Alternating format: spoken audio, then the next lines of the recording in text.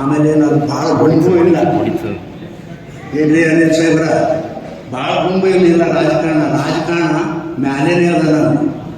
ಆದರೆ ಅಷ್ಟು ಸುಲಭವಾಗಿ ರಾಜಕಾರಣ ನಾನು ಬಿಡೋದಿಲ್ಲ.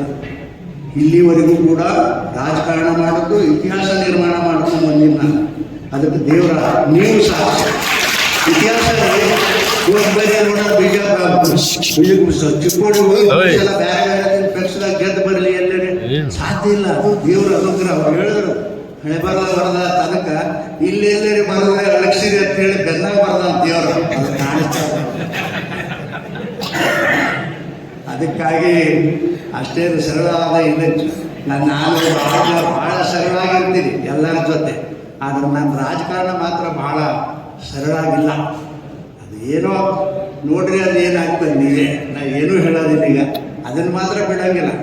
ಮುಂದೆ ನನಗೊಂದು ಗುರಿ ಅದ, ಹಿಂದೆ ನನಗೆ ದೇವರು ಅದ. ರಾಮಕೃಷ್ಣ ಹೆಗಡೆ ಪಟೇಲ್ರಂಥ ವ್ಯಕ್ತಿಗಳು ನನ್ನ ಜೀವನದಲ್ಲಿ ಇವತ್ತು ಬದುಕ್ಯಾರ ಅಂಥೇಳಿ ನಾನು ತಿಳ್ಕೊಂಡಿದ್ದೀನಿ. ಅವರು ಬದುಕಿದ್ರೆ ಹಿಂದೆ ಎಷ್ಟು ಹಿಂದಿನೇ ನಾನು ಏನೇನೋ ಆಗಿ ಹೋಗ್ತಿದ್ದ ಅಂತಕ್ಕಂಥ ಮಾತುಗಳನ್ನು ಈ ಸಂದರ್ಭದಲ್ಲಿ ನಾನು ಹೇಳಿ